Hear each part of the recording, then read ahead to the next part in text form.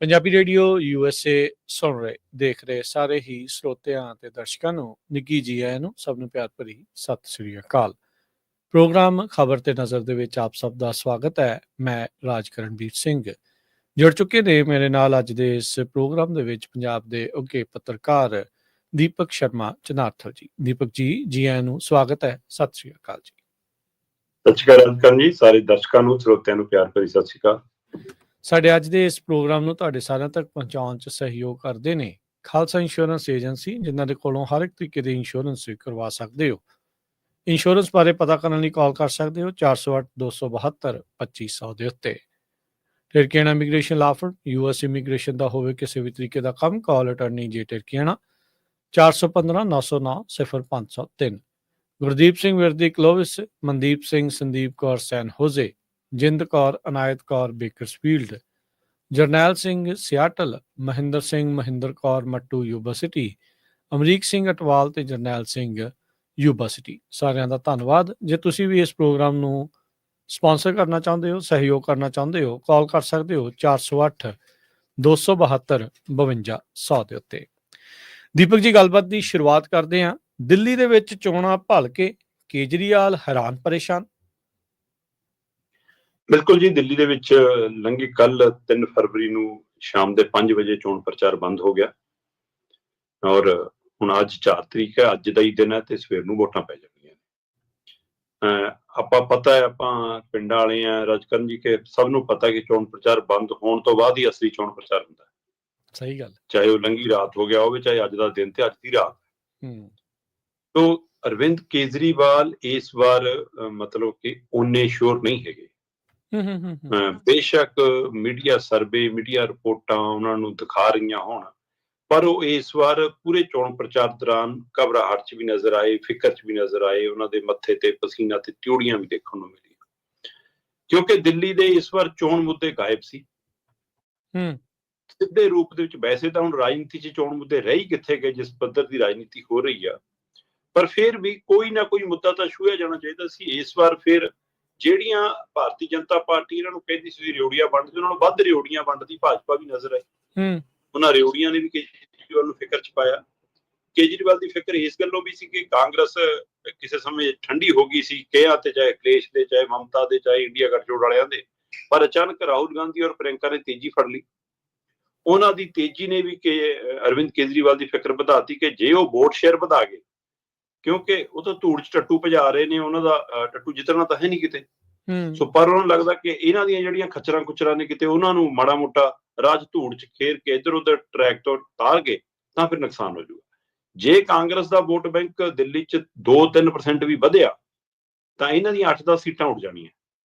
ਇਹ ਫਿਕਰ ਹੈ ਅਰਵਿੰਦ ਕੇਜਰੀਵਾਲ ਨੂੰ ਕਿ ਜੇਕਰ ਏਦਾਂ ਨਾ ਹੋ ਜਾਵੇ। ਦੂਸਰੇ ਪਾਸੇ ਭਾਰਤੀ ਜਨਤਾ ਪਾਰਟੀ ਬੇਸ਼ੱਕ ਐਕਟਿਵ ਪਿਛਲੀਆਂ ਚੋਣਾਂ ਦੇ ਮੁਕਾਬਲੇ ਵੱਧ ਦਮ ਨਾਲ ਲੜ ਰਹੀ ਹੈ, ਔਰ ਇਸ ਨੁਕਤੇ ਤੇ ਲੜ ਰਹੀ ਆ ਕਿ ਬਈ ਸਾਡੇ ਹੁਣ ਤੱਕ ਜੇ MP ਜਿੱਤਦੇ ਰਹਿੰਦੇ ਨੇ ਤਾਂ MLA ਕਿਉਂ ਨਹੀਂ ਜਿੱਤ ਰਹੇ।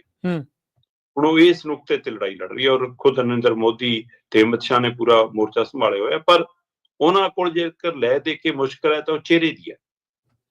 ਉਹਨਾਂ ਕੋਲ ਅਜੇ ਵੀ ਅਰਵਿੰਦ ਕੇਜਰੀਵਾਲ ਦੇ ਬਰਾਬਰ ਹੋਏ ਜਾਂ ਕੋਈ ਜਿਹੜਾ ਸਰਵ ਪ੍ਰਮਾਣਿਤ ਜਾਂ ਆਗੂ ਵਰਗਾ ਚਿਹਰਾ ਹੋਵੇ, ਉਹ ਚਿਹਰਾ ਨਹੀਂ।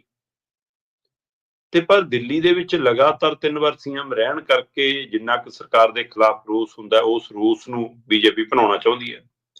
ਔਰ ਅਰਵਿੰਦ ਕੇਜਰੀਵਾਲ ਅਜੇ ਵੀ ਆਪਣੇ ਆਪ ਨੂੰ ਵਿਚਾਰਾ ਬਣਾ ਕੇ, ਤਰਸ ਵਾਲਾ ਦਿਖਾ ਕੇ ਇਹ ਲੜਾਈ ਲੜ ਰਹੇ ਨੇ, ਪਰ ਉਹ ਜਾਣਦੇ ਨੇ ਕਿ ਇਸ ਵਾਰ ਲੋਕ ਮੇਰੇ ਪ੍ਰਤੀ ਉਵੇਂ ਨਾਲ ਨਹੀਂ ਹੈਗੇ ਨਾ। ਖਾਸ ਕਰਕੇ ਜਿਵੇਂ BJP ਨੇ ਬਜਟ 'ਚ ਮੱਧ ਵਰਗ ਨੂੰ, ਮਿਡਲ ਕਲਾਸ ਨੂੰ ਨਾਲ ਜੋੜਨ ਦੀ ਕੋਸ਼ਿਸ਼ ਕੀਤੀ ਹੈ, ਉਹਦਾ ਅਸਰ ਉਹਨਾਂ ਨੂੰ ਦਿਖ ਰਿਹਾ।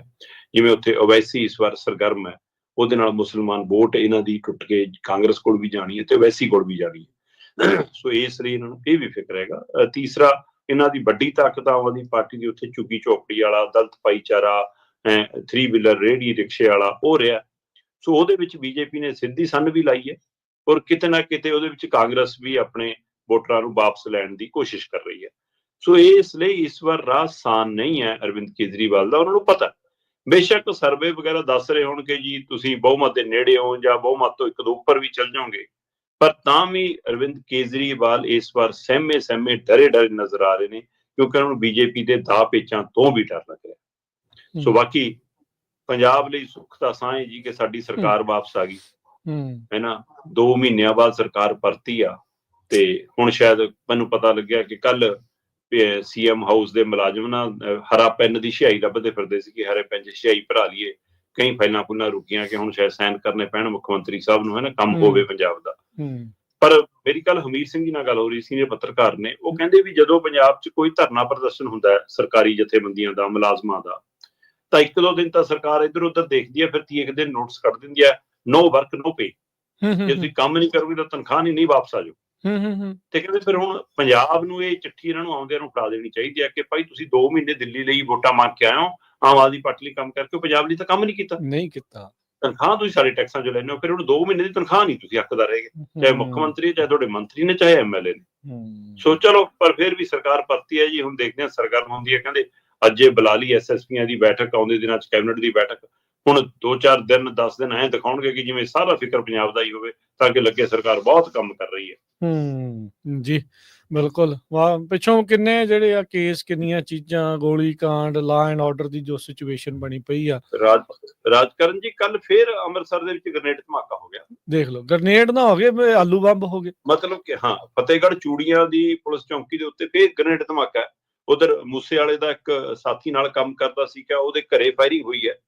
ਸੋ ਇਹ ਲਗਾਤਾਰ 24 ਨਵੰਬਰ ਨੂੰ ਅਜਨਾਲਾ ਥਾਣੇ ਤੇ ਹੈ, 27 ਨਵੰਬਰ ਨੂੰ ਗੁਰਬਖਸ਼ ਨਗਰ ਉੱਥੇ ਪੁਲਿਸ ਚੌਂਕੀ ਤੇ ਹੈ, 2 ਦਸੰਬਰ ਨੂੰ SBS ਨਗਰ ਦੇ ਕਾਠਗੜ੍ਹ ਥਾਣੇ ਤੇ ਹੈ, 4 ਦਸੰਬਰ ਨੂੰ ਮਜੀਠਾ ਥਾਣੇ ਦੇ ਬਾਹਰ ਗ੍ਰਨੇਡ ਧਮਾਕਾ ਹੈ, 13 ਦਸੰਬਰ ਨੂੰ ਅਲੀਵਾਲ ਬਟਾਲਾ ਵਿਖੇ ਧਮਾਕਾ ਹੈ, 17 ਦਸੰਬਰ ਨੂੰ ਇਸਲਾਮਾਬਾਦ ਥਾਣੇ ਤੇ ਗ੍ਰਨੇਡ ਅਟੈਕ ਹੈ ਅੰਮ੍ਰਿਤਸਰ 'ਚ, 19 ਦਸੰਬਰ ਨੂੰ ਗੁਰਦਾਸਪੁਰ ਜ਼ਿਲ੍ਹੇ ਦੀ ਬਖਸ਼ੀਵਾਲਾ ਚੌਂਕੀ ਤੇ ਹੈ, 21 ਦਸੰਬਰ ਨੂੰ ਗੁਰਦਾਸਪੁਰ ਕਲਾਨੌਰ ਵਾਲੇ ਖੇਤਰ ਦੇ ਵਿੱਚ ਪੁਲਿਸ ਚੌਂਕੀ ਤੇ ਹੈ, 16 ਜਨਵਰੀ ਨੂੰ ਫਿਰ ਅੰਮ੍ਰਿਤਸਰ ਦੇ ਉਹ ਪਿੰਡ ਜੋਤੀਪੁਰਾ ਦੇ ਵਿੱਚ ਸ਼ਰਾਬ ਕਾਰੋਬਾਰੀ ਜਿਹੜਾ ਪਹਿਲਾਂ ਅਕਾਲੀ ਸੀ ਫਿਰ ਕਾਂਗਰਸੀ ਹੋਇਆ, ਉਹਦੇ ਘਰੇ ਅਟੈਕ ਹੈ। 19 ਜਨਵਰੀ ਨੂੰ ਫਿਰ ਅੰਮ੍ਰਿਤਸਰ ਦੇ ਗਮਟਾਲਾ ਪੁਲਿਸ ਚੌਂਕੀ ਤੇ ਹੈ। ਤੇ ਆ ਹੁਣ ਕੱਲ 3 ਫਰਵਰੀ ਦੀ ਰਾਤ ਨੂੰ ਫਤਿਹਗੜ੍ਹ ਚੂੜੀਆਂ ਦੇ ਉੱਤੇ, ਮਤਲਬ ਇਹ ਲਗਾਤਾਰ ਜਿਹੜੇ ਅਟੈਕ ਹੋ ਰਹੇ ਨੇ ਜਾਂ ਗੈਂਗਸਟਰਾਂ ਨਾਲ ਨਾਂ ਦੇ ਉੱਤੇ ਮੁਕਾਬਲੇ ਪੰਜਾਬ 'ਚ ਹੋ ਰਹੇ ਨੇ, ਇਹਨੇ ਫਿਕਰ ਵਧਾਤਾ ਕਿ ਪੁਲਿਸ ਰਾਜ ਫੇਰ ਤਾਂ ਨਹੀਂ ਕੰਟਰੋਲ ਹੋ ਰਿਹਾ, ਚੌਂਕੀਆਂ ਸਾਂਭੀ ਨਹੀਂ ਜਾ ਰਹੀਆਂ ਤੇ ਮੁੰਡਿਆਂ ਦੇ ਪੁਲਿਸ ਮੁਕਾਬਲੇ ਹੋਈ ਜਾਂਦੇ ਨੇ। ਸੋ ਇਸ ਤਰ੍ਹਾਂ ਦੀ ਘਟਨਾਵਾਂ ਦਾ ਵਧਣਾ, ਇਹ ਵੀ ਆਪਣੇ ਸਵਾਲ ਪੈਦਾ ਕਰਦਾ ਕਿ ਜੇ ਸਰਕਾਰ ਨਾਲ ਦੀ ਕੋਈ ਚੀਜ਼ ਹੈ ਨਹੀਂ, ਤਾਂ ਹੀ ਫਿਰ ਮਤਲਬ ਹਰ ਕੁਝ ਹੋ ਰਿਹਾ। ਬਿਲਕੁਲ, ਉਹਨਾਂ ਦੇ ਹੌਸਲੇ ਬੁਲੰਦ, ਉਹਨਾਂ ਨੂੰ ਪਤਾ ਵੀ ਰੋਕਣਾ। ਇੰਨੇ ਜਿੰਨੇ ਤੁਸੀਂ ਅਟੈਕ ਸੁਣਾਤੇ ਆ ਦੀਪਕ ਜੀ, ਜੇ ਕਿਤੇ ਵਾਕਿਆ ਕੋਈ ਸਪਾਈਨ ਵਾਲਾ ਹੋਵੇ, ਰੀੜ ਦੀ ਹੱਡੀ ਵਾਲਾ ਹੋਵੇ, ਤਾਂ ਮਸਲਾ ਜਿਹੜਾ ਉਹ ਕੋਈ ਹੋਰ ਹੋਵੇ। ਏਦਾਂ ਲੱਗਦਾ ਵੀ ਆਪਾਂ ਕਿਸੇ ਥਰਡ ਵਰਲਡ ਕੰਟਰੀ ਦੀ ਜਿਹੜੀ ਉਹ ਗੱਲ ਕਰਦੇ ਆ, ਪਰ ਜੋ ਹਾਲਾਤ ਆ ਵਾਕਈ ਉਦਾਂ ਦੇ ਜਿਹੜੇ ਉਧਰ ਤੋਂ ਬਣਦੇ ਜਾ ਰਹੇ ਹੈਗੇ ਆ। ਅਗਲੀ ਜਿਹੜੀ ਆਪਾਂ ਦੀਪਕ ਜੀ ਗੱਲ ਕਰਦੇ ਆ, ਜਿਵੇਂ ਪੰਜਾਬ ਨਗਰ ਨਿਗਮ ਦੇ ਵਿੱਚ ਆਪ ਨੇ ਕੀਤੀ ਆ, ਕੀ ਹੁਣ ਉਵੇਂ ਕਰੇਗੀ ਭਾਜਪਾ? ਪੰਜਾਬ 'ਚ ਨਗਰ ਨਿਗਮ ਦੀਆਂ ਚੋਣਾਂ ਹੋਈਆਂ, ਇਸ ਤੋਂ ਪਹਿਲਾਂ ਪੰਚੀ ਸਰਪੰਚੀ ਦੀਆਂ ਹੋਈਆਂ, ਉਹ 'ਚ ਵੀ ਜੋ ਹੋਇਆ ਆਪਾਂ ਸਾਰਿਆਂ ਨੂੰ ਪਤਾ। ਪੰਜਾਬ 'ਚ 5 ਨਗਰ ਨਿਗਮ ਨੇ ਜੀ, ਤੇ 41 ਦੇ ਕਰੀਬ ਨਗਰ ਕੌਂਸਲ, ਨਗਰ ਪੰਚਾਇਤਾਂ ਦੀਆਂ ਚੋਣਾਂ ਸੀਗੀਆਂ। 5 ਨਗਰ ਨਿਗਮ ਦੇ ਵਿੱਚੋਂ ਪਟਿਆਲੇ 'ਚ ਤਾਂ ਜਿਵੇਂ ਕਾਗਜ਼ ਦਾਖਲ ਕਰਨ ਤੋਂ ਪਹਿਲਾਂ ਹੀ ਜੋ ਗੁੰਡਾਗਰਦੀ ਦੇਖਣ ਨੂੰ ਮਿਲੀ, ਜੋ ਧੱਕੇਸ਼ਾਹੀ ਦੇਖਣ ਨੂੰ ਮਿਲੀ, ਸਾਰਿਆਂ ਨੂੰ ਪਤਾ। ਪਰ ਉਹਦੇ ਬਾਵਜੂਦ ਵੀ ਚਲੋ ਜਿਹੇ ਜਿਹੇ ਵੀ ਵੋਟਾਂ ਪਈਆਂ, ਪਟਿਆਲੇ 'ਚ ਇਹਨਾਂ ਕੋਲ ਸਪਸ਼ਟ ਬਹੁਮਤ ਆ ਗਿਆ ਆਮ ਆਦਮੀ ਪਾਰਟੀ। ਹੁਣ ਤੁਸੀਂ 5 ਚੋਂ ਮਤਲਬ ਕਿ ਇੱਕ ਪਟਿਆਲਾ ਨਗਰ ਨਿਗਮ ਛੱਡ ਦਿਓ, 4 ਜਿਹੜੇ ਨਗਰ ਨਿਗਮ ਬਚੇ, ਜਿਨ੍ਹਾਂ 'ਚ ਲੁਧਿਆਣਾ, ਫਗਵਾੜਾ, ਜਲੰਧਰ, ਅੰਮ੍ਰਿਤਸਰ, ਇਹਨਾਂ 4 'ਚ ਆਮ ਆਦਮੀ ਪਾਰਟੀ ਕੋਲ ਸਪਸ਼ਟ ਬਹੁਮਤ ਨਹੀਂ ਸੀ। ਹਾਂਜੀ, ਚਲੋ ਲੁਧਿਆਣੇ ਤੇ ਜਲੰਧਰ 'ਚ ਇਹਨਾਂ ਕੋਲ ਲੀਡ ਸੀ, ਤਾਂ ਵੀ ਸਪਸ਼ਟ ਬਹੁਮਤ ਨਹੀਂ ਸੀ। ਇਹਨਾਂ ਨੇ ਆਪਣਾ ਮੇਅਰ ਬਣਾਉਣ ਦੇ ਲਈ ਜੋ ਹਥਕੰਡਾ ਅਪਣਾਇਆ ਸਭ ਨੂੰ ਪਤਾ ਹੈ। ਅੰਮ੍ਰਿਤਸਰ ਤੋਂ ਲੈ ਕੇ ਫਗਵਾੜੇ ਤੱਕ ਤਾਂ ਜਮਾਂ ਬੇਸ਼ਰਮੀ ਲਾਈ, ਜਿੱਥੇ ਇਹ ਬਿਲਕੁਲ ਲੀਡ 'ਚ ਵੀ ਨਹੀਂ ਸੀਗੇ। ਮਤਲਬ ਜਿਨ੍ਹਾਂ ਕੋਲ ਬਹੁਮਤ ਬਹੁਤ ਨੇੜੇ ਸੀ, ਜਿਹੜੀ ਵੱਡੀਆਂ ਧਿਰਾਂ ਸੀ, ਉਹਨਾਂ ਨੂੰ ਅੰਦਰ ਵੀ ਨਹੀਂ ਦਫ਼ਤਰਾਂ 'ਚ ਵੜਨ ਦਿੱਤਾ, ਤੇ ਤਦ ਤੱਕ ਇਹਨਾਂ ਨੇ ਪ੍ਰਕਿਰਿਆ ਨਿਬੜਨ ਦਿੱਤੀ ਜਦੋਂ ਤੱਕ ਇਹਨਾਂ ਦਾ ਮੇਅਰ ਨਹੀਂ ਬਣ ਗਿਆ। ਸੋ ਉਹ ਖਰੀਦੋ ਫਰੋਖਤੋਂ ਡਰਾਉਣਾ, ਉਹ ਧਮਕਾਉਣਾ, ਉਹ ਆਪਣੇ ਨਾਲ ਰਲਾਉਣਾ, ਉਹ ਸਾਰੀ ਪ੍ਰਕਿਰਿਆ। ਇਸੇ ਤਰ੍ਹਾਂ 41 ਦੇ ਕਰੀਬ ਨਗਰ ਕੌਂਸਲਾਂ 'ਚੋਂ 30-31 ਦੇ ਵਿੱਚ ਇਹਨਾਂ ਨੇ ਆਪਣਾ ਪ੍ਰਧਾਨ ਬਣਾ ਲਿਆ, ਬਾਕੀਆਂ 'ਚ ਬਣਾ ਲੈਣਾ। ਹੁਣ ਆਮ ਆਦਮੀ ਪਾਰਟੀ ਨੇ ਸੱਤਾ ਦੇ ਦਮ ਤੇ, ਆਪਣੀਆਂ ਸ਼ਕਤੀਆਂ ਦੇ ਦਮ ਤੇ, ਪੁਲਿਸ ਤੰਤਰ ਦੇ ਦਮ ਤੇ ਜੋ ਪੰਜਾਬ 'ਚ ਨਗਰ ਨਿਗਮ, ਨਗਰ ਕੌਂਸਲ ਚੋਣਾਂ 'ਚ ਕੀਤਾ ਹੈ, ਕੇਜਰੀਵਾਲ ਨੂੰ ਇਹੀ ਦਰਦ ਸਤਾ ਰਿਹਾ ਕਿ ਜਿਹੜਾ ਫਾਰਮੂਲਾ ਅਸੀਂ ਨਗਰ ਨਿਗਮ 'ਚ ਵਰਤ ਰਹੇ ਹਾਂ, ਇਹ ਫਾਰਮੂਲਾ ਤਾਂ ਬੀਜੇਪੀ ਵਿਧਾਨ ਸਭਾ 'ਚ ਵਰਤਦੀ ਹੈ। ਬੀਜੇਪੀ ਤਾਂ ਇਸੇ ਤਰੀਕੇ ਨਾਲ ਸੂਬਿਆਂ 'ਚ ਕਰਦੀ ਹੈ ਕਿ ਐਮਐਲਏ ਘੱਟ ਵੀ ਹੋਣ ਤਾਂ ਵੀ ਮੁੱਖ ਮੰਤਰੀ ਸਾਡਾ ਅੱਧੀ ਰਾਤ ਨੂੰ ਠਾਲ ਲੈਂਦੇ ਨੇ, ਅਗਲੇ ਦਾ ਰਾਜਪਾਲ। ਸਹੀ ਗੱਲ।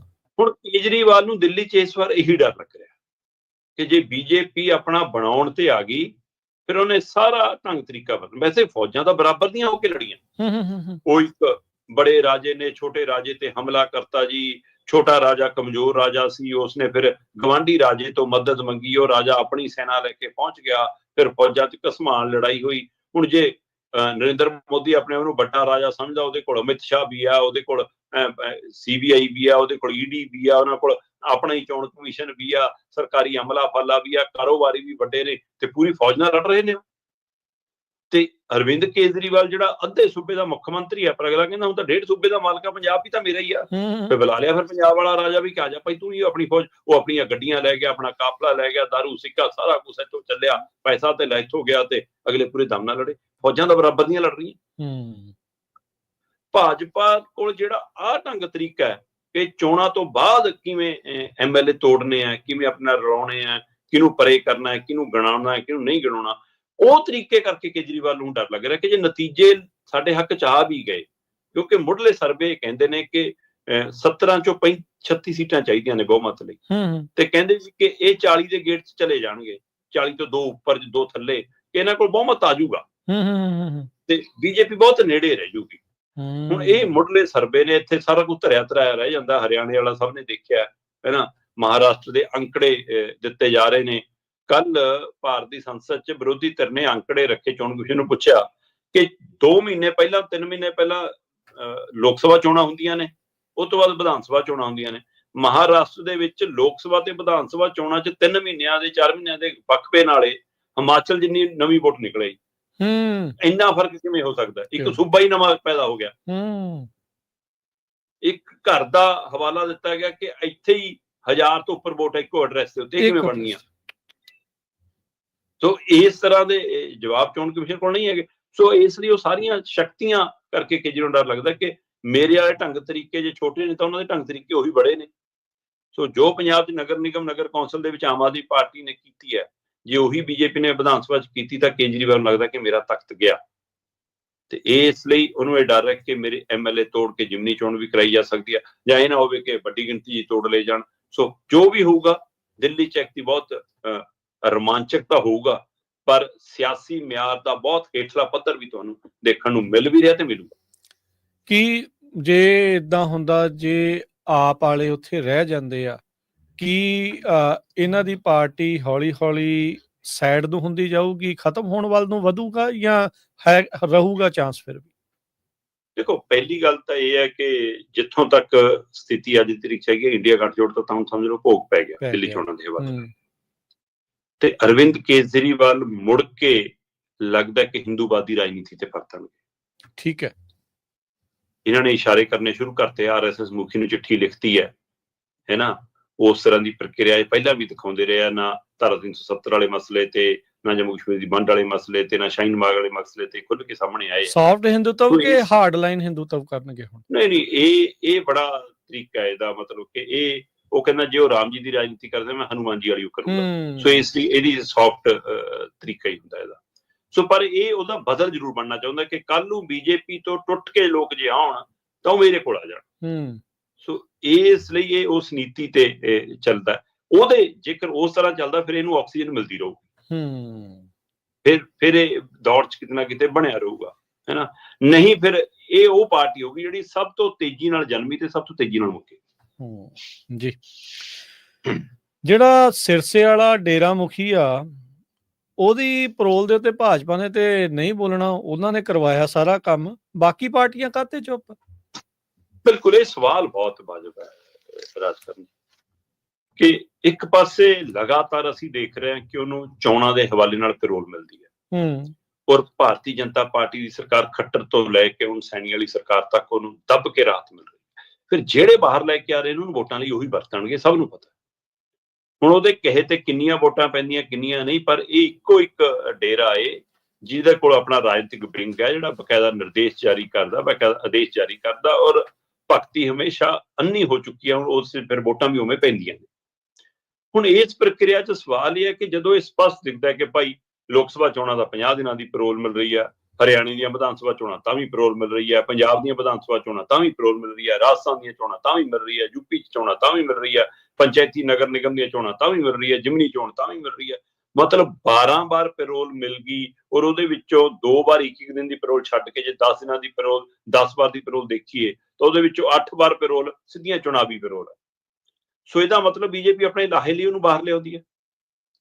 ਤੇ ਫਿਰ ਜੇ ਦਿਖਦਾ ਹੈ ਕਿ ਇੱਕ ਬਲਾਤਕਾਰ ਦੇ ਦੋਸ਼ 'ਚ ਦੋਸ਼ੀ ਕਰਾਰ ਦਿੱਤਾ ਗਿਆ ਬੰਦਾ, ਇੱਕ ਕਤਲ ਦੇ ਮਾਮਲੇ 'ਚ ਦੋਸ਼ੀ ਕਰਾਰ ਦਿਆ ਗਿਆ ਬੰਦਾ, ਬਾਰ-ਬਾਰ ਜੇਲ੍ਹੋਂ ਬਾਹਰ ਲਿਆਂਦਾ ਜਾਂਦਾ ਹੈ, ਪਿਛਲੇ 3 ਸਾਲਾਂ 'ਚੋਂ 1 ਸਾਲ ਤਾਂ ਲਗਭਗ ਪੂਰੀ 322-23 ਦਿਨ ਉਹਨੂੰ ਪੈਰੋਲ ਤੇ ਹੀ ਰਿਹਾ, ਪੂਰਾ 1 ਸਾਲ ਬਾਹਰ ਰਿਹਾ, ਉਹਦੇ ਬਾਵਜੂਦ ਵੀ ਬਾਕੀ ਦਲ ਕਿਉਂ ਨਹੀਂ ਬੋਲਦੇ?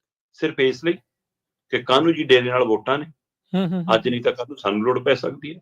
ਜਾਂ ਫਿਰ ਇਹ ਹੁੰਦਾ ਕਿ ਜੇ ਬੋਲੇ ਤਾਂ ਜਮਾਂ ਹੀ ਪੱਕੀ ਲੀਕ ਖਿੱਚ ਜਾਣੀ ਹੈ ਕਿ ਫਿਰ ਸਾਨੂੰ ਕਿਸੇ ਨੇ ਵੀ ਇਹਦੇ ਪ੍ਰੇਮੀ ਨੇ ਨਹੀਂ ਵੋਟ ਪਾਉਣੀ, ਨਹੀਂ ਤਾਂ ਫਿਰ ਕਈ ਵਾਰ ਮੁਹੱਲੇ ਕਰਕੇ, ਮੂੰਹ ਮਲਾਜੇ ਕਰਕੇ, ਆਮੋ ਸਾਹਮਣੇ ਰਹਿਣ ਕਰਕੇ ਚਲੋ 2-4 ਵੋਟਾਂ ਤਾਂ ਅਸੀਂ ਇੱਧਰ ਉੱਧਰ ਕਰੇ ਲੈਂਦੇ, ਸਿਰਫ ਇਸ ਲਈ ਉਹ ਜਿੰਨੀਆਂ ਕੁ ਵੋਟਾਂ ਵਿਰੋਧੀ ਦਲ ਲੈਂਦੇ ਹੋਣੇ ਉਹਦੇ ਨਾਲ 4 ਗੁਣਾ ਵੱਧ ਆ ਕੇ ਤਾਂ ਬਾਬਾ ਕਹਿ ਕੇ ਪਵਾਉਂਦਾ ਦੁਨੀਆਂ ਨੂੰ। ਸਹੀ ਗੱਲ। ਸੋ ਇਸ ਲਈ ਇਹ ਜਿਹੜਾ ਰਾਜਨੀਤਿਕ ਪੱਧਰ ਡਿੱਗਿਆ ਨਾ, ਇਹ ਉਹਦਾ ਇੱਕ ਪ੍ਰਗਟਾਵਾ ਹੈ। ਵੈਸੇ ਜਿੱਦਣ ਦਾ ਡੇਰਾ ਸਿਰਸਾ ਮੁਖੀ ਗੁਰਮੀਤ ਸਿੰਘ ਰਾਮ ਰਹੀਮ ਬਾਹਰ ਆਇਆ, ਉਸ ਦਿਨ ਦਾ ਉਹ ਚਰਚਾ 'ਚ ਬਹੁਤ ਹੈ ਇਸ ਵਾਰ। ਕੱਲ ਬਰਗਾੜੀ ਮਾਮਲੇ ਨੂੰ ਲੈ ਕੇ ਵੀ ਸੁਪਰੀਮ ਕੋਰਟ 'ਚ ਸੁਣਵਾਈ ਸੀ, ਕਿਉਂਕਿ ਇਹ ਮਾਮਲਾ ਜਦੋਂ ਕੈਪਟਨ ਅਮਰਿੰਦਰ ਸਿੰਘ ਦੀ ਸਰਕਾਰ ਦੇ ਸਮੇਂ ਆਇਆ ਤਾਂ ਇਹਨਾਂ ਨੇ ਪਹਿਲਾਂ ਆਪਣੀ ਪੁਲਿਸ ਜਾਂਚ ਵੱਡੀ, ਫਿਰ ਸੀਬੀਆਈ ਨੂੰ ਸੌਂਪਤੀ, ਫਿਰ ਸੀਬੀਆਈ ਨੇ ਜਦੋਂ ਕਲੋਜ਼ਰ ਰਿਪੋਰਟ ਦਾਖਲ ਕਰਤੀ ਫਿਰ ਇਹਨੇ ਸੀਬੀਆਈ ਤੋਂ ਵਾਪਸ ਲੈ ਕੇ ਫਿਰ ਪੁਲਿਸ ਕੋਲ ਲਿਆਂਦੀ, ਤੇ ਇਹਦੇ ਨਾਲ ਡੇਰਾ ਤੇ ਆਲੀ ਧਿਰ ਵਾਲੇ ਵਕੀਲ ਮਤਲਬ ਪੰਜਾਬ ਹਰਿਆਣਾ ਹਾਈ ਕੋਰਟ ਦੇ ਵਿੱਚ ਗਏ, ਉੱਥੇ ਰੋਕ ਲੱਗ ਗਈ ਕਿ ਹਾਂਜੀ ਟਰਾਇਲ ਤੇ ਰੋਕ ਲਾਉਂਦੇ ਆ। ਫਿਰ ਪੰਜਾਬ ਸਰਕਾਰ ਹੁਣ ਸੁਪਰੀਮ ਕੋਰਟ ਪਹੁੰਚ ਗਈ, ਸੁਪਰੀਮ ਕੋਰਟ ਨੇ ਡੇਰਾ ਸਿਰਸਾ ਮੁਖੀ ਨੂੰ ਰਾਹਤ ਨਹੀਂ ਦਿੱਤੀ, ਮਤਲਬ ਹਰਿਆਣੇ ਪੰਜਾਬ ਹਰਿਆਣਾ ਹਾਈ ਕੋਰਟ ਦਾ ਫੈਸਲਾ ਰੋਕਤਾ, ਇਹਦਾ ਮਤਲਬ ਟਰਾਇਲ ਦੀ ਮਨਜ਼ੂਰੀ ਮਿਲ ਗਈ ਇੱਕ ਤਰ੍ਹਾਂ ਨਾਲ। ਪਰ 2 ਹਫ਼ਤਿਆਂ ਬਾਅਦ ਸੁਣਵਾਈ ਹੋਊਗੀ, ਉਹ ਦਿਨ ਜਵਾਬ ਦਾਖਲ ਕਰਨਾ ਪੰਜਾਬ ਸਰਕਾਰ ਨੂੰ। ਸੋ ਇੱਥੇ ਤਾਂ ਥੋੜੀ ਜਿਹੀ ਮੁਸ਼ਕਲ ਵੱਧਦੀ ਦਿਖਦੀ ਹੈ, ਪਰ ਇਹ ਇੰਨੇ ਸਾਲਾਂ ਦੀ ਪ੍ਰਕਿਰਿਆ ਸਭ ਨੂੰ ਪਤਾ ਕਿ ਕਿਹੋ ਜਿਹੇ ਹਾਲਤ ਸਾਨੂੰ ਇਨਸਾਫ ਮਿਲਦਾ। ਦੂਏ ਪਾਸੇ ਡੇਰਾ ਸਿਰਸਾ ਮੁਖੀ ਗੁਰਮੀਤ ਸਿੰਘ ਰਾਮ ਨੇ ਵੀ ਇਸ ਵਾਰ ਆਪਣੇ ਬਿਆਨਾਂ ਰਾਹੀਂ ਜਾਂ ਜਿਹੜਾ ਆਨਲਾਈਨ ਸਤਸੰਗ ਕਰ ਰਿਹਾ ਉਹਦੇ ਰਾਹੀਂ ਕਮਾਲ ਚਰਚਾ 'ਚ। ਉਹ ਕਹਿੰਦਾ ਬਈ ਹੁਣ ਉਹ ਪਹਿਲਾਂ ਵਾਲਾ ਸਟੈਮਨਾ ਨਹੀਂ ਰਿਹਾ, ਪਹਿਲਾਂ 4-4 5-5 ਘੰਟੇ ਦਾ ਸਤਸੰਗ ਹੋ ਜਾਂਦਾ ਸੀ, ਹੁਣ ਉਹ ਸਟੈਮਨਾ ਨਹੀਂ ਰਿਹਾ। ਇਸ ਲਈ ਹੁਣ ਤਾਂ ਛੋਟਾ ਜਿਹਾ ਹੀ ਪ੍ਰਵਚਨ ਬਹੁਤ ਹੈ, ਛੋਟੀ ਜਿਹੀ ਟਿੱਪਣੀ ਬਹੁਤ ਹੈ। ਤੇ ਕਹਿੰਦਾ ਜਿਵੇਂ T20 ਹੁੰਦਾ, ਤੇ T20 ਦਾ ਵੀ ਕਹਿੰਦਾ ਜਨਮਦਾਤਾ ਮੈਂ ਹੀ। ਪਹਿਲਾਂ ਕਹਿੰਦਾ ਸੀਗਾ ਕਿ ਕੋਹਲੀ ਨੂੰ ਮੈਂ ਸਿਖਾਇਆ, ਖਿਡਾਰੀ ਮੈਂ ਸਿਖਾਏ, ਪਾਕਿਸਤਾਨ ਵਾਲੇ ਮੇਰੇ ਤੋਂ ਸਿੱਖ ਗਏ। ਹੁਣ ਕਹਿੰਦਾ T20 ਵੀ ਮੈਂ ਹੀ ਪੈਦਾ ਕੀਤਾ, ਇਹਦਾ ਜਨਮਦਾਤਾ ਮੈਂ ਆ। ਕਹਿੰਦਾ 1990 ਦੇ ਵਿੱਚ ਮੈਨੂੰ ਸ਼ੁਰੂ ਕੀਤਾ ਸੀ, ਉਸ ਸਮੇਂ ਵੱਡੇ ਵੱਡੇ ਖਿਡਾਰੀ ਕ੍ਰਿਕਟ ਤੇ ਕਹਿੰਦੇ ਹੁੰਦੇ ਸੀ ਕਿ ਨਾ ਕਿਸੇ ਨੇ ਖੇਡਣਾ, ਨਾ ਕਿਸੇ ਨੇ ਦੇਖਣ ਆਉਣਾ। ਕਹਿੰਦਾ ਹੁਣ ਦੁਨੀਆ ਭਰ ਤੁਸੀਂ ਦੇਖ ਲਓਗੇ, ਸਭ ਤੋਂ ਮਸ਼ਹੂਰ T20 ਆ, ਇਹ ਮੈਂ ਸ਼ੁਰੂ ਕੀਤਾ। ਫਿਰ ਉਹ ਕਹਿੰਦਾ ਸੱਪ ਨੂੰ ਫੜਨ ਵਾਲਾ ਜਿਹੜਾ ਕੈਚਰ ਹੁੰਦਾ, ਸਨੇਕ ਕੈਚਰ ਹੈ ਨਾ, ਉਹ ਵੀ ਕਹਿੰਦਾ ਮੈਂ ਹੀ ਬਣਾਇਆ, ਤੇ ਬਸ ਮੈਂ ਉਹਨੂੰ ਪੇਟੈਂਟ ਨਹੀਂ ਕਰਾਇਆ। ਮੈਨੂੰ ਕਈਆਂ ਨੇ ਕਿਹਾ ਕਿ ਤੁਸੀਂ ਇਹਨੂੰ ਰਜਿਸਟਰਡ ਕਰਾ ਲਓ ਜੀ, ਐਵੇਂ ਤੁਹਾਡੇ ਨਾਂ ਤੇ। ਕਹਿੰਦਾ ਮੈਂ ਕਿਹਾ ਕੋਈ ਗੱਲ ਨਹੀਂ, ਸਮਾਜ ਦੀ ਸੇਵਾ। ਕਹਿੰਦਾ ਜਦੋਂ ਅਸੀਂ 1994 ਚ ਡੇਰਾ ਬਣਾ ਰਹੇ ਸੀ ਸ਼ਾਹ ਸਤਨਾਮ ਜਿਹੜਾ, ਤਾਂ ਇੱਥੋਂ ਸੱਪ ਬਹੁਤ ਨਿਕਲਦੇ ਸੀ, ਤੇ ਫਿਰ ਸਾਨੂੰ ਬੜੀ ਮੁਸ਼ਕਲ ਹੁੰਦੀ ਸੀ, ਕੋਬਰਾ ਫੜ ਕੇ ਕਹਿੰਦਾ ਸਾਨੂੰ ਜੰਗਲ ਛੱਡਣੇ ਪੈਂਦੇ ਸੀ। ਕਹਿੰਦੇ ਫਿਰ ਮੇਰੇ ਦਿਮਾਗ 'ਚ ਇਹ ਸਕੀਮ ਆਈ ਤੇ ਮੈਂ ਉਹ ਸਨੇਕ ਕੈਚਰ ਬਣਾਤਾ। ਤੇ ਹੁਣ ਉਹ ਕਹਿੰਦਾ ਦੇਖ ਲਓ ਦੁਨੀਆ ਭਰ 'ਚ ਲੋਕ ਉਹਦੇ ਨਾਂ ਤੇ ਕਮਾ ਵੀ ਰਹੇ ਨੇ, ਤੇ ਸੱਪਾਂ ਨੂੰ ਫੜ ਵੀ ਰਹੇ ਨੇ, ਸੱਪਾਂ ਨੂੰ ਨੁਕਸਾਨ ਵੀ ਹੁੰਦਾ। ਇਹ ਸਾਰੀਆਂ ਕਾਢਾਂ ਮੇਰੀਆਂ ਨੇ। ਸੋ ਇਹੋ ਜਿਹੇ ਆਨਲਾਈਨ ਪ੍ਰੋਵੀਜ਼ਨ 'ਚੋਂ ਇਹੋ ਜਿਹੀਆਂ ਕਿੱਸੇ ਕਹਾਣੀਆਂ ਸੁਣਾ ਕੇ ਖੂਬ ਚਰਚਾ ਬਟੋਰ ਰਿਹਾ ਜੀ। ਸੋ T20 ਦਾ ਆਪਣੇ ਆਪ ਨੂੰ ਜਨਮਦਾਤਾ ਵੀ ਦੱਸ ਰਿਹਾ, ਪਰ ਸਵਾਲ ਇਹ ਹੈ ਕਿ ਜਿਹੜੇ ਕੰਮ ਲਈ ਬੀਜੇਪੀ ਨੂੰ ਲਿਆਂਦਾ ਉਹ ਕੰਮ ਉਹ ਕੱਲ ਨੂੰ ਉਹਨਾਂ ਦਾ ਕਰ ਦੂਗਾ ਜਾਂ ਨਹੀਂ ਕਰ ਦੂਗਾ। ਇਹ ਜਿਹੜੀ ਦਿੱਲੀ ਦੀ ਹਰਿਆਣਾ ਔਰ ਯੂਪੀ ਰਾਜਸਥਾਨ ਨਾਲ ਲੱਗਦੀ ਬੈਲਟ ਹੈ, ਉੱਥੇ ਕੀ ਰੰਗ ਦਿਖਾਉਂਦੀ ਹੈ ਬੀਜੇਪੀ, ਉਹਦੇ ਅੰਦਾਜ਼ੇ ਤੋਂ ਪਤਾ ਲੱਗੇਗਾ ਕਿ ਇਹਦਾ ਕਿੰਨਾ ਕੁ ਫਾਇਦਾ ਹੋਇਆ। ਦੀਪਕ ਜੀ, ਜਦੋਂ ਬੰਦਾ ਏਦਾਂ ਖੁੱਲ ਕੇ ਜ਼ਿਆਦੀਆਂ ਗੱਲਾਂ ਕਰਦਾ ਆ, ਉਹਨੂੰ ਕੁਛ ਅੰਦਰ ਖਾਤੇ ਕੁਛ ਸ਼ਾਇਦ ਜ਼ਿਆਦਾ ਪਤਾ ਹੁੰਦਾ ਆ ਵੀ ਕੀ ਹੋ ਰਿਹਾ। ਜਿਸ ਤਰੀਕੇ ਨਾਲ ਇਹ ਹੁਣ ਖੁੱਲ ਕੇ ਬੋਲਣ ਲੱਗਾ, ਜਾਂ ਇਦਾਂ ਦੇ ਪ੍ਰਵਚਨ ਜਾਂ ਇਦਾਂ ਦੇ ਬਿਆਨਬਾਜ਼ੀਆਂ ਆ, ਕੀ ਇਹਨੂੰ ਹੁਣ ਪਤਾ ਹੈ ਵੀ ਮੈਂ ਹੁਣ ਕਿਤੇ ਪੱਕਾ ਹੀ ਤਾਂ ਨਹੀਂ ਬਾਹਰ ਰਹਿ ਜਾਣਾ? ਵੈਸੇ ਵੀ ਪੱਕਾ ਹੀ ਬਾਹਰ ਵਾਲੀ ਕੰਮ ਹੈ ਜੀ, ਜਦੋਂ ਜੀ ਕਰੇ ਚੱਲ ਜਾਓ, ਜਦੋਂ ਜੀ ਕਰੇ ਆ ਜਾਓ। ਸੋ ਮੈਨੂੰ ਤਾਂ ਐਂ ਲੱਗਦਾ ਕਿ ਜਿਵੇਂ ਇਹ ਬੰਦਾ ਬਾਹਰ ਸਜ਼ਾ ਕੱਟ ਰਿਹਾ ਹੈ ਨਾ, ਅੰਦਰ ਛੁੱਟੀਆਂ ਕੱਟਣ ਜਾਂਦਾ, ਮਤਲਬ 30 ਦਿਨ ਪੈਰੋਲ, ਉਲਟਾ ਕੰਮ ਚੱਲ ਰਿਹਾ। ਸੋ ਇਸ ਲਈ ਇਹ ਇਹਨਾਂ ਲਈ ਹੁਣ ਅੰਦਰ ਬਾਹਰ ਵੈਸੇ ਵੀ ਰਾਜਕਰਨ ਜੀ ਤੁਹਾਨੂੰ ਪਤਾ ਹੋਣਾ ਚਾਹੀਦਾ ਕਿ ਜਿਹੜੇ VIP ਲੋਕ ਹੁੰਦੇ ਨੇ ਉਹਨਾਂ ਲਈ ਜੇਲ੍ਹ ਵੀ ਕਾਹਦੀ ਜੇਲ੍ਹ ਹੁੰਦੀ ਹੈ ਜੀ। ਬਿਲਕੁਲ। ਅਗਲੀ ਦੀਪਕ ਜੀ ਗੱਲ ਕਰਦੇ ਆ, ਮੁੱਖ ਮੰਤਰੀ ਹੁਣਾਂ ਨੇ ਕਹਿੰਦੇ ਪੰਪ ਤੇ ਗੱਡੀ ਰੋਕੀ, ਲੋਕਾਂ ਲਈ ਵੀ ਖੁੱਲ ਗਏ ਪਖਾਨਿਆਂ ਦੇ ਬੂਹੇ।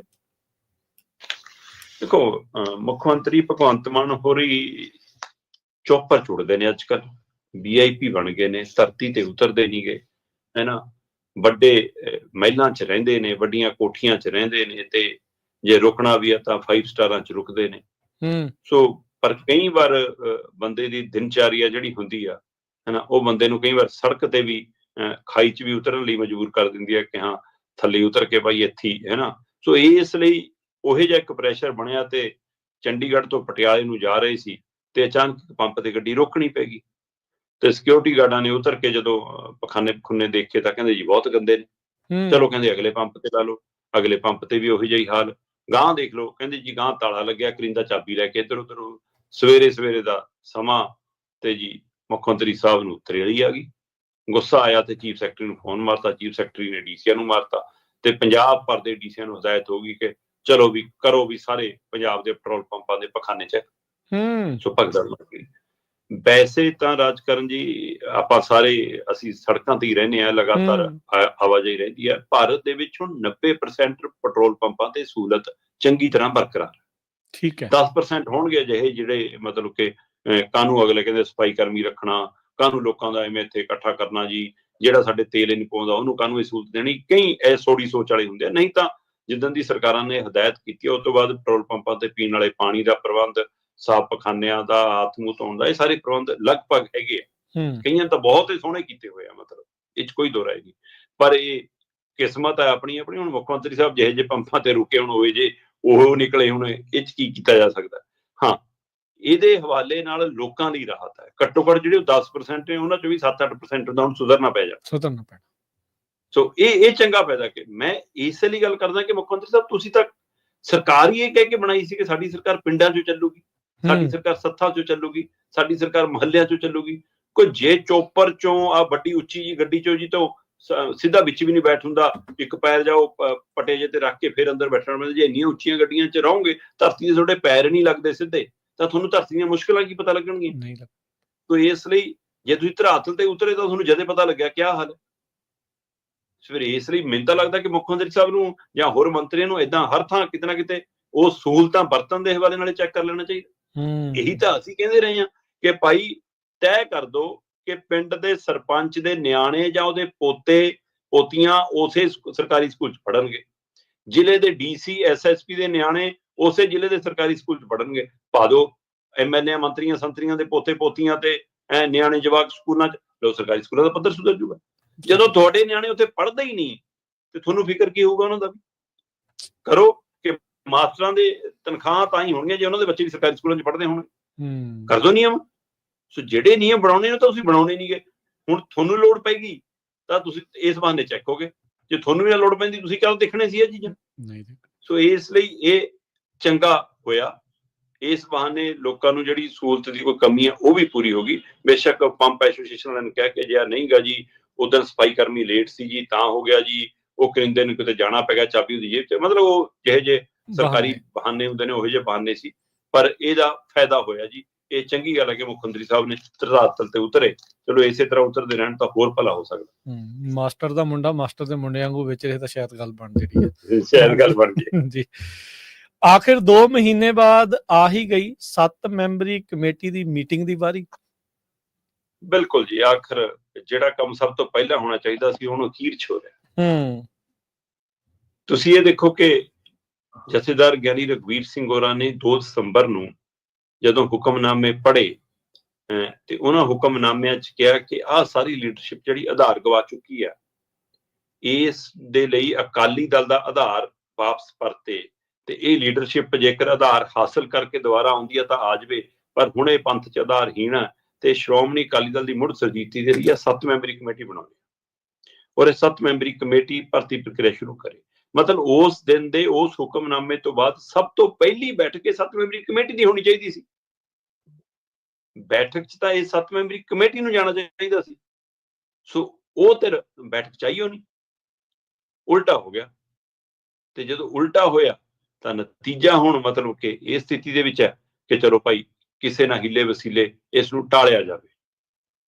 ਸੋ ਜਿੱਦਾਂ ਇਹ ਪ੍ਰਕਿਰਿਆ ਟਲਦੀ ਗਈ ਤੇ ਸਮਾਂ ਦਰ ਸਮਾਂ ਬੀਤਦਾ ਗਿਆ ਤੇ ਅਕਾਲੀ ਦਲ ਆਪਣੇ ਉਹੀ ਪੁਰਾਣੇ ਫਾਰਮੂਲੇ ਢੰਗ ਤਰੀਕੇ ਕਿ ਇਹੀ ਲੀਡਰਸ਼ਿਪ ਰਹੇ, ਇਹੀ ਚਿਹਰੇ ਮੋਹਰੇ ਰਹਿਣ, ਸਾਡੇ ਹੀ ਹੱਥ ਬਾਗਡੋਰ ਰਹੇ ਤੇ ਉਹਨਾਂ ਨੇ ਅਜਿਹੇ ਹੱਥ ਕੰਡੇ ਅਪਣਾਏ ਕਿ ਲਓ ਜੀ ਅਸੀਂ ਤਾਂ ਭਰਤੀ ਮੁਹਿੰਮ ਵੀ ਸ਼ੁਰੂ ਕਰਤੀ। ਹੁਣ ਜਿਹੜੀ ਧਿਰ ਦੀ ਅਗਵਾਈ 'ਚ ਭਰਤੀ ਮੁਹਿੰਮ ਹੋਣੀ ਸੀ ਉਸ ਨੂੰ ਲਾਂਭੇ ਕਰਕੇ ਤੁਸੀਂ ਜਦੋਂ ਹੁਣ ਭਰਤੀ ਮੁਹਿੰਮ ਸ਼ੁਰੂ ਕਰ ਚੁੱਕੇ ਹੋ ਤੁਸੀਂ ਕਹਿੰਦੇ ਜੀ 24,000 ਤੋਂ ਵੱਧ ਦੀਆਂ ਕਾਪੀਆਂ ਤਾਂ ਸਾਡੀਆਂ ਚਲੀਆਂ ਗਈਆਂ, 10,000 ਕਾਪੀਆਂ ਅਸੀਂ ਹੋਰ ਛਪਾ ਰਹੇ ਹਾਂ। ਮਤਲਬ ਤੁਸੀਂ ਸੰਕੇਤ ਦੇ ਰਹੇ ਹੋ ਕਿ 24 ਲੱਖ ਭਰਤੀ ਤਾਂ ਹੋ ਗਈ, ਮੈਂਬਰਸ਼ਿਪ ਹੋ ਗਈ। 10,000 ਦਾ ਮਤਲਬ 10 ਲੱਖ ਭਰਤੀ ਹੋਰ ਕਰਕੇ ਤਾਂ 35 ਲੱਖ ਦਾ ਟੀਚਾ ਹਾਸਲ ਕਰ ਲੈਣਾ। ਫਿਰ ਹੁਣ 2 ਮਹੀਨਿਆਂ ਬਾਅਦ 7 ਮੈਂਬਰੀ ਕਮੇਟੀ ਦੀ ਮੀਟਿੰਗ ਬੁਲਾਉਣ ਦਾ ਅਰਥ ਕੀ ਰਹਿ ਗਿਆ ਜੀ? ਹਾਂ, ਸਿੰਘ ਸਾਹਿਬ ਗਿਆਨੀ ਰਘਵੀਰ ਸਿੰਘ ਹੋਰਾਂ ਨੇ ਜਿਸ ਹਵਾਲੇ ਨਾਲ ਇਹ ਕਮੇਟੀ ਬਣਾਈ ਸੀ, ਉਹਨੂੰ ਦੇਖ ਕੇ ਲੱਗਦਾ ਕਿ ਉਹਨਾਂ ਨੇ ਬੜੀ ਸੋਚ ਕੇ ਬਣਾਈ। ਚਾਹੇ ਉਹ ਐਡਵੋਕੇਟ ਧਾਮੀ ਸਾਹਿਬ ਨੇ, ਚਾਹੇ ਉਹ ਗੁਰਪ੍ਰਤਾਪ ਸਿੰਘ ਬੜਾਲਾ ਹੋਰੀ ਨੇ, ਇਹ ਪ੍ਰਮਾਣਿਤ ਨੇ। ਦੋਏ ਧਿਰਾਂ ਦੇ ਵਿੱਚ ਇਹਨਾਂ ਦਾ ਰਿਗਾਰਡ ਸਤਿਕਾਰ ਕਾਇਮ ਹੈ।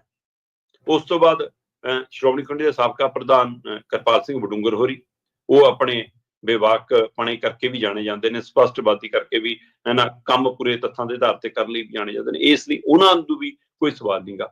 ਇਆਲੀ ਇਹਨਾਂ ਦਿਨਾਂ ਦੇ ਵਿੱਚ ਜਿਵੇਂ ਵਿਚਰੇ ਨੇ ਕਿ ਨਾ ਇੱਧਰ ਨਾ ਉੱਧਰ, ਮੈਂ ਤਾਂ ਪੰਥਕ ਲੀਹ ਤੇ ਆ ਜਾਂ ਅਕਾਲੀ ਦਲ ਦੇ ਸਿਧਾਂਤਕ ਲੀਹ ਤੇ ਆ, ਉਸ ਕਰਕੇ ਉਹਦਾ ਵਕਾਰ ਕਾਇਮ ਹੈ। ਉਹ ਵੀ ਇਸ ਕਮੇਟੀ 'ਚ ਨੇ। ਇਕਬਾਲ ਸਿੰਘ ਝੁੰਦਾ ਉਹਨਾਂ ਨੇ ਬਾਦਲ ਧਿਰ 'ਚ ਰਹਿੰਦੇ ਜਿਵੇਂ ਉਹ ਰਿਪੋਰਟ ਤਿਆਰ ਕਰਕੇ ਪੇਸ਼ ਕੀਤੀ ਸੀ ਕਿ ਭਾਈ ਸਾਰੇ ਅਸਤੀਫੇ ਦਿਓ, ਨਵੇਂ ਸਿਰੇ ਤੋਂ ਕਰੋ ਸਾਰਾ ਕੁਝ, ਉਸ ਦੇ ਨਾਲ ਉਹਨਾਂ ਨੇ ਵੀ ਆਪਣਾ ਰੁਤਬਾ ਉੱਚਾ ਕੀਤਾ। ਸੋ ਇਹ ਸਾਰੇ ਉਹ 7 ਮੈਂਬਰੀ ਕਮੇਟੀ 'ਚ ਨੇ। ਇਸ ਅਕਾਲ ਤਖਤ ਸਾਹਿਬ ਦੇ ਹੁਕਮਾਂ ਦੇ ਹਵਾਲੇ ਨਾਲ ਜਿਸ ਦਿਨ ਵਰਕਿੰਗ ਕਮੇਟੀ ਦੀ ਬੈਠਕ ਹੋਈ ਅਕਾਲੀ ਦਲ ਦੀ, ਆਪਾਂ ਉਸ ਦਿਨ ਵੀ ਗੱਲ ਕੀਤੀ ਸੀ ਕਿ ਅਜੇ 'ਚ ਮੈਂਬਰ ਪਾਏ ਜਾਣਗੇ। ਇਹ ਕਮੇਟੀ 7 ਮੈਂਬਰ ਤੋਂ 15 ਵੀ ਹੋ ਜਾਏਗੀ। ਜੱਦਰ ਸਾਹਿਬ ਨੇ ਕਹਿਤਾ ਜੀ ਇਹ ਲੋੜ ਆ ਵਰਕਿੰਗ ਕਮੇਟੀ ਵਧਾ ਘਟਾ ਲਓ। ਪਤਾ ਲੱਗਾ ਕਿ ਜਦੋਂ ਇਸ ਵਰਕਿੰਗ ਕਮੇਟੀ ਦੀ ਬੈਠਕ 'ਚ ਇਹ ਨਾਮ ਆਉਣੇ ਸ਼ੁਰੂ ਹੋਏ ਤਾਂ ਸੁੱਚਾ ਸਿੰਘ ਲੰਗਾਹ ਤੋਂ ਲੈ ਕੇ ਕੁਝ ਨਾਮ ਅਜਿਹੇ ਆਏ ਤੇ ਤਾਂ ਫਿਰ ਧਾਮੀ ਸਾਹਿਬ ਤੇ ਹੋਰਨਾਂ ਨੇ ਕਿਹਾ ਕਿ ਭਾਈ ਦੇਖਿਓ ਕਿਤੇ ਫਿਰ ਜੱਦਰ ਸਾਹਿਬ ਤੋਂ ਨਵੀਆਂ ਗਾਲਾਂ ਨਾ ਖਾ ਲਿਓ, ਜੱਦਰ ਸਾਹਿਬ ਨੂੰ ਪੁੱਛੇ ਲਓ। ਕਹਿੰਦੇ ਜੱਦਰ ਸਾਹਿਬ ਨਾਲ ਰਾਬਤਾ ਵੀ ਹੋਇਆ ਕਿ ਜੱਦਰ ਸਾਹਿਬ ਕਿਆ ਨਾਂ ਪਾਉਣਾ ਚਾਹੁੰਦੇ ਆ, ਤੇ ਜੱਦਰ ਸਾਹਿਬ ਉਹਨਾਂ ਨੇ ਕਿਹਾ ਕਿ ਪਹਿਲਾਂ ਤਾਂ ਤੁਸੀਂ ਮੇਰੇ ਬਿਆਨ ਨੂੰ ਗਲਤ ਸਮਝੇ। 7 ਮੈਂਬਰੀ ਕਮੇਟੀ ਹੀ ਹੋਂਦ 'ਚ ਰਹਿਣੀ ਚਾਹੀਦੀ ਹੈ। ਇਹ ਆਪਣੇ ਸਹਿਯੋਗ ਲਈ ਆਪਣੇ ਬੰਦੇ ਅੱਗੇ ਕਰ ਲਵੇ ਜਿਹੜੇ ਕਰਨੇ ਆ। ਦੂਸਰੇ ਜਿਹੜੇ ਨਾਂ ਤੁਸੀਂ ਦੇ ਰਹੇ ਹੋ, ਇਹਨਾਂ 'ਚੋਂ ਤਾਜ਼ੀ ਤਾਂ ਤਨਖਾਹ ਭੁਗਤ ਕੇ ਆਏ ਨੇ। ਇਹਨਾਂ ਨੂੰ ਤਾਂ ਮੈਂ ਕਿਹਾ ਸੀ ਕਿ ਤੁਸੀਂ ਆਧਾਰ ਗਵਾਇਆ ਵਾ, ਜੇ ਇਹਨਾਂ ਨੇ ਕੰਮ ਕਰਨਾ ਹੈ ਫਿਰ 7 ਮੈਂਬਰੀ ਕਮੇਟੀ ਦਾ ਕੀ ਮਸਲਾ। ਪਰ ਸਵਾਲ ਤਾਂ ਇਹ ਹੈ ਕਿ ਹੁਣ ਵੀ ਕੰਮ ਤਾਂ ਉਹੀ ਕਰ ਰਹੇ ਨੇ। 7 ਮੈਂਬਰੀ ਕਮੇਟੀ ਦਾ ਅਜੇ ਪੂਣੀ ਵੀ ਨਹੀਂ ਕੱਤੀ। ਤੇ ਚਲੋ ਦੇਰ ਆਏ ਦਰੁਸਤ ਆਏ। ਉਸ ਵਰਕਿੰਗ ਕਮੇਟੀ ਦੀ ਬੈਠਕ 'ਚ ਧਾਮੀ ਸਾਹਿਬ ਨੇ ਫਿਰ ਕਿਹਾ ਸੀਗਾ ਅਸੀਂ ਹੁਣ 7 ਮੈਂਬਰੀ ਕਮੇਟੀ ਦੀ ਬੈਠਕ ਬੁਲਾਵਾਂਗੇ। ਹੁਣ ਇਹ ਹੈ ਕਿ 7 ਮੈਂਬਰੀ ਕਮੇਟੀ 'ਚ ਕੀ ਉਹ ਨਾਮ ਵਾਧੇ ਲਈ ਬੈਠਕ ਬੁਲਾਉਣਾ ਚਾਹੁੰਦੇ ਨੇ, ਕਿ ਉਹ ਗੋਗਲੋਂ ਤੋਂ ਮਿੱਟੀ ਝਾੜਨ ਲਈ ਕਿ ਲਓ ਜੀ ਹੁਣ ਅਸੀਂ ਕੋਈ ਮੈਂਬਰਸ਼ਿਪ ਦੀ ਚੈਕਿੰਗ ਕਰ ਲੈਂਦੇ ਹਾਂ, ਕਿ ਉਹ 7 ਮੈਂਬਰ ਇਕੱਠੇ ਵੀ ਰਹਿ ਪਾਉਣਗੇ, ਇੱਕ ਸੁਰ 'ਚ ਕੰਮ ਵੀ ਕਰ ਪਾਉਣਗੇ। ਜੋ ਵੀ ਹੋਵੇ, ਇੱਕ ਸ਼ੁਭ ਸੰਕੇਤ ਹੈਗਾ ਕਿ 7 ਮੈਂਬਰ ਇਸ ਗੱਲ ਲਈ ਆਪਣੇ ਆਪਣੇ ਪਲੇਟਫਾਰਮਾਂ ਤੇ ਇਹ ਹਵਾਲੇ ਨਾਲ ਅੱਗੇ ਵਧਦੇ ਰਹੇ ਨੇ ਕਿ ਅਸੀਂ ਅਕਾਲ ਤਖਤ ਸਾਹਿਬ ਦੇ ਹੁਕਮਾਂ ਅਨੁਸਾਰ ਚੱਲਣਾ। ਇਹਦੇ 'ਚ ਧਾਮੀ ਹੋਰਾਂ ਦਾ ਵੀ ਮਨ ਇਹ ਹੈਗਾ, ਪਰ ਉਹ ਸੁਖਬੀਰ ਬਾਦਲ ਦਾ ਦਬਾਅ ਵੀ ਕਿਤੇ ਨਾ ਕਿਤੇ ਝਲਕਦਾ ਉਹਨਾਂ ਦੇ ਉੱਤੇ। ਸੋ ਇਸ ਲਈ ਅੱਜ ਜਦੋਂ 7 ਮੈਂਬਰੀ ਕਮੇਟੀ ਇਕੱਠੀ ਹੋਏਗੀ, ਉਹ ਹੁਕਮਨਾਮਿਆਂ ਦੀ ਰੋਸ਼ਨੀ ਦੇ ਵਿੱਚ ਆਪਣੀ ਬੈਠਕ ਕਰੇਗੀ, ਤਾਂ ਹੋ ਸਕਦਾ ਕਿ ਉਹ ਕੋਈ ਸਖਤ ਫੈਸਲਾ, ਸਪਸ਼ਟ ਫੈਸਲਾ ਲੈਣ ਦਾ ਦਮ ਦਿਖਾ ਦੇਵੇ। ਜਿਹਦੇ ਚਾਂਸ ਬਹੁਤ ਘੱਟ ਨੇ ਉਹ ਕਹੇ ਕਿ ਨਹੀਂ ਅਸੀਂ ਅਕਾਲੀ ਦਲ ਦੀ ਸੁਰਜੀਤੀ ਕਰਨੀ ਹੈ, ਕਿਸੇ ਪਰਿਵਾਰ ਤੇ ਦਲ ਦੀ ਸੁਰਜੀਤੀ ਨਹੀਂ ਕਰਨੀ, ਆਪਾਂ ਸਾਂਝੀ ਤੌਰ ਤੇ ਨਵੇਂ ਸਿਰੇ ਤੋਂ ਭਰਤੀ ਪ੍ਰਕਿਰਿਆ ਸ਼ੁਰੂ ਕਰਦੇ ਹਾਂ, ਉਸ ਨੂੰ ਪ੍ਰਵਾਨ ਕੀਤਾ ਜਾਵੇ, ਇਹਨੂੰ ਅਸੀਂ ਰੱਦ ਕਰਦੇ ਹਾਂ। ਕੀ ਐਡਾ ਬੜਾ ਫੈਸਲਾ ਲੈ ਸਕਦੇ ਨੇ? ਕੀ ਉਹ ਜਥੇਦਾਰ ਸਾਹਿਬ ਨੂੰ ਲਿਖ ਕੇ ਦੇ ਸਕਦੇ ਨੇ ਕਿ ਸਾਨੂੰ ਸਾਰੇ ਅਧਿਕਾਰ ਸੌਂਪੇ ਜਾਣ ਜੀ, ਅਸੀਂ ਕਾਰਵਾਈ ਕਰਨ ਲਈ ਤਿਆਰ ਹਾਂ? ਕੀ ਉਹ ਦਮ ਦਿਖਾਉਣਗੇ? ਮੈਨੂੰ ਲੱਗਦਾ ਆਪ ਮਹਾਰੇ ਆਵਾਮ ਚੋਂ, ਸਿੱਖ ਸੰਗਤਾਂ ਚੋਂ, ਸਿੱਖ ਸੰਸਥਾਵਾਂ ਚੋਂ, ਸਿੱਖ ਨੌਜਵਾਨਾਂ ਚੋਂ ਉਹਨਾਂ ਦੇ ਨਾਲ ਧਿਰਾਂ ਕੇ ਖੜ ਜਾਣਗੀਆਂ ਕਿ ਅਸੀਂ ਕੰਮ ਕਰਦੇ ਹਾਂ ਵਲੰਟੀਅਰ ਤੌਰ ਤੇ ਤੁਹਾਡੇ ਨਾਲ। ਪਰ ਇਹ ਪਹਿਲ ਕਦਮੀ ਕਰਨ ਦਾ ਦਮ ਦਿਖਾਉਣਗੇ। ਸੋ ਅੱਜ ਦੇਖਦੇ ਹਾਂ ਜੀ ਪਟਿਆਲੇ ਦੇ ਵਿੱਚ ਅੱਜ ਇਹ 7 ਮੈਂਬਰੀ ਕਮੇਟੀ ਦੀ ਬੈਠਕ ਹੈ। 2 ਮਹੀਨੇ 2 ਦਿਨਾਂ ਬਾਅਦ 2 ਦਸੰਬਰ ਦੇ ਫੈਸਲੇ ਦੇ ਬਾਰੇ ਜੇਕਰ ਦੇਖਣਾ ਹੋਵੇ, 2 ਮਹੀਨੇ 2 ਦਿਨਾਂ ਬਾਅਦ 4 ਫਰਵਰੀ ਨੂੰ ਇਹ ਬੈਠਕ ਹੋਣ ਜਾ ਰਹੀ ਹੈ। ਸੋ ਦੇਖਦੇ ਹਾਂ, ਉਮੀਦਾਂ ਵੀ ਨੇ ਤੇ ਪਰ ਫਿਕਰ ਵੀ ਹੈ ਕਿ ਸ਼ਾਇਦ ਇਹ ਉਸ ਧਾਰ ਦੇ ਉੱਤੇ, ਖੰਡੇ ਦੀ ਧਾਰ ਤੇ ਚੱਲਣਾ ਬਹੁਤ ਔਖਾ ਹੁੰਦਾ। ਦੇਖਦੇ ਹਾਂ ਜੀ। ਬਿਲਕੁਲ ਜੀ, ਧੰਨਵਾਦ ਦੀਪਕ ਜੀ, ਬੜੀ ਮਿਹਰਬਾਨੀ ਇਹਨਾਂ ਖਬਰਾਂ ਦੇ ਬਾਰੇ ਤੁਸੀਂ ਵਿਸਤਾਰ 'ਚ ਜਾਣਕਾਰੀ ਦਿੱਤੀਆਂ। ਮਿਲਦੇ ਹਾਂ ਅਗਲੀ ਵਾਰੀ। ਪਿਆਰ ਭਰੀ ਸਤਿ ਸ਼੍ਰੀ ਅਕਾਲ ਜੀ। ਬਹੁਤ ਸ਼ੁਕਰੀਆ। ਸਤਿ ਸ਼੍ਰੀ